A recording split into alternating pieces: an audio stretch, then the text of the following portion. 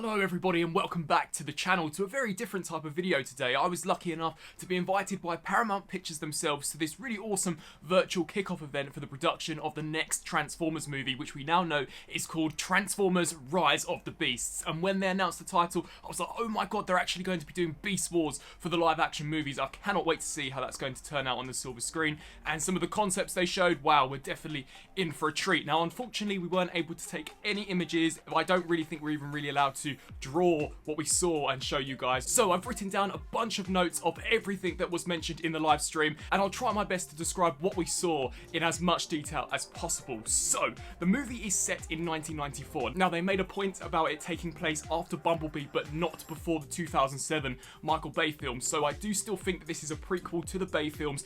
I'm not entirely sure how that's going to work, because of course in the 07 movie we actually see the Autobots crash land on Earth, so whether or not they then leave Earth towards the end of this movie, I guess we'll just have to wait and see. I imagine, depending on how well this movie does, they may just completely scrap that whole prequel idea and may just start off from Bumblebee and then of course Transformers Rise of the Beasts. This movie is going to be big. It's going to be a lot bigger than Bumblebee. They said that it's going to follow suit with the Bay films, so spectacle wise it's going to be massive. They're filming in a few different locations, so some of the locations that were mentioned were New York and of course Peru. So once again, a lot bigger than what we saw in Bumblebee, where it was just very concise to one sort of town. This film is definitely going to branch off throughout the movie, and I'm really intrigued to see as to what they've got in store for us. I was also incredibly surprised to see that this movie will in fact include 5 factions, 5 different factions. So of course we've got the Autobots, the Decepticons, but we've also now got the Terracons, the Maximals and the Predacons. Now the Terracons are supposed to be the big bad of the movie, and the Maximals and the Predacons have actually been on Earth for many years, and you kind of get that prehistoric vibe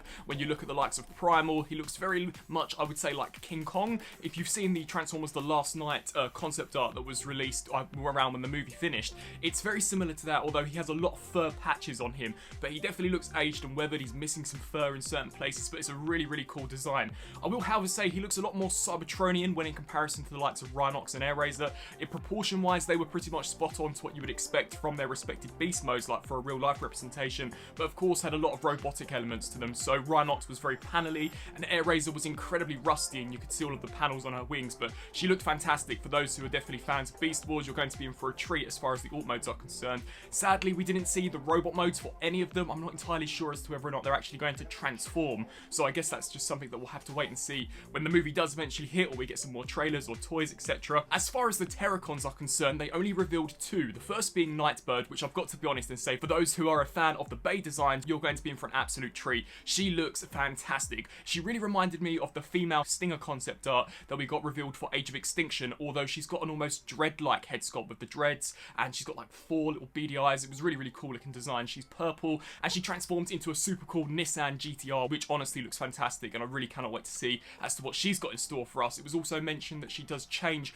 alliance with different factions, so could we perhaps see her joining the Autobots, the Predacons, the Maximals? I guess we'll just have to wait and see. And the big bad of the movie is going to be Scourge. Now this is Scourge like you've never seen him before. He's a completely different design when in comparison to anything we've ever seen before for the character, but I've got to be honest and once again say, for those who are a fan of the Bay films, you're going to absolutely love the design. It's very different, but it looks so cool. He's got this almost like lava effect in his torso, so he constantly looks like he's on fire. He's got these 4 smokestacks which like eject black smoke, which looks awesome. He's got this huge robotic claw which just looks like something that would destroy any Autobot that he grabbed onto, and it like generates electricity, and he will in fact actually remove the faction symbols of those he kills and slap them on like tattoos, which is just such a cool concept. I really cannot wait to see how that character turns out, but I was a bit confused to see that they were Terracons and not Decepticons, you know, so I'll be intrigued to see how they go about differentiating the Decepticons from the Terracons, but the Terracons are the big bad of this movie.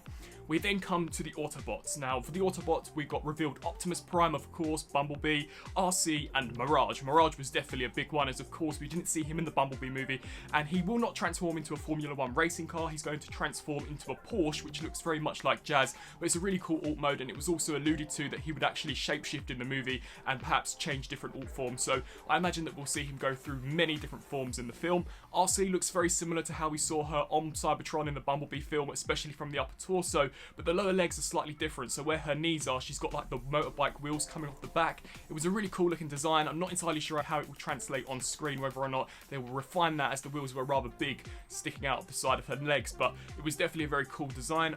We only saw Bumblebee in vehicle mode. They call it his off-road off-road mode. So it's not the Jeep Bumblebee from the B movie, it's his old 1970s Camaro, but he's really jacked up. So he's got these 4 massive wheels, he's got the floodlights, he's got the classic racing stripes, which is really cool, but sadly we didn't see him in robot mode.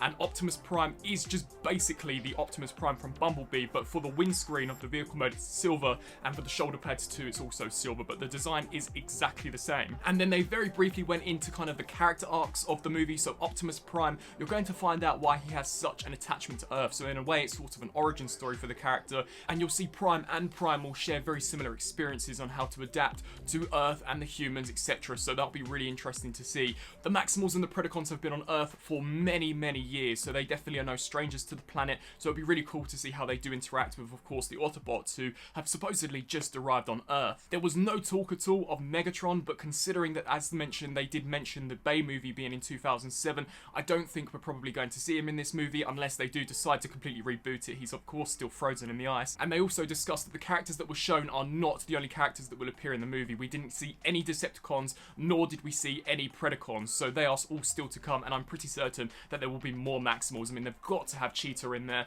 and of course when it comes to the Terracons, they can't just be a 2-member team. So once again, really excited to see what other characters they have up their sleeves, but it definitely seems to be on the same grand spectrum as we got from the Michael Bay movies, and I'm really excited to see as to what they've got in store for us. I definitely think that it will be one of the most ambitious movies that Paramount and Hasbro have ever put together, especially considering that we are dealing with 5 different factions. I'm really intrigued to see how they're going to pull that off.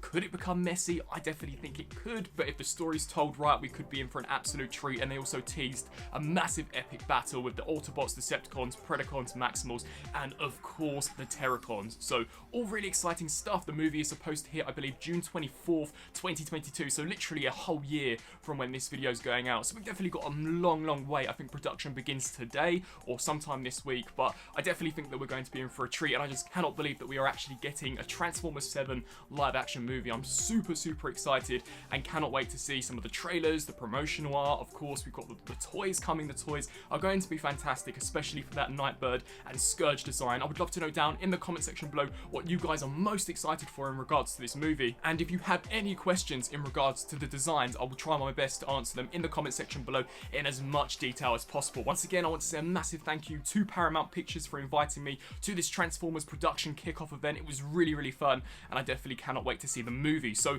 I really hope that you enjoyed this video and that it did help to shed some light on what we were shown. We're definitely in for a treat, and for those who are a fan of the Bayverse films as well as G1, trust me, it's going to be fantastic. And even Beast Wars now, of course, we've got the Maximals and the Predacons. Very awesome looking designs. I thank you all so much for watching, and until my next video, I'll see you then. Thanks for watching.